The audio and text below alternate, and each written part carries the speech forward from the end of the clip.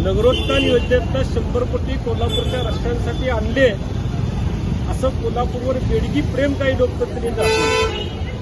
प्रामुख्यानं बघितलं, माननीय आमदार राजेश क्षीरसागर साहेबांनी दावा केला होता की कोल्हापूरच्या भरीव विकासासाठी 100 कोटी मंजूर करून आणलेले आहे. मला सांगायचं आहे साहेब, तुम्ही 100 कोटी निधी आणला, पण त्याचा वापर कुठं झाला हे बघितलंय का? रस्त्याच्या क्वालिटीवर पैसे खर्च होतात हे बघितलंय का?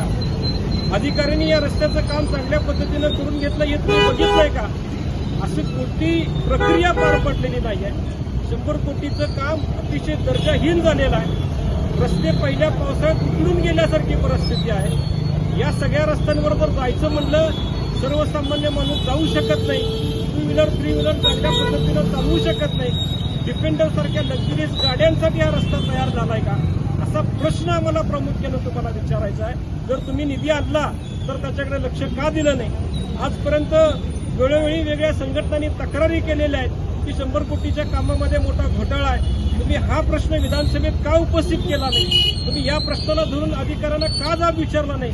आणि आज तुमचे नेते श्रीकांत शिंदे साहेब कोल्हापूरमध्ये आहेत. आम्हाला या व्हिडिओच्या माध्यमातून श्रीकांत शिंदे साहेबांना आवाहन करायचं आहे की कोल्हापूरवर खरोखरच जर तुमचं प्रेम असेल तर या 100 कोटीच्या रस्त्याच्या निधीमध्ये नेमका पैसा गेला कुठं, खड्डे का पडले, या सगळ्या प्रश्नांची उत्तरं तुम्ही तुमच्या स्थानिक नेत्यांकडनं घ्यावीत आणि जनतेला त्याचं उत्तर द्यावं, अशी विनंती सुद्धा मी शिंदे साहेबांना या व्हिडिओच्या माध्यमातून करतो.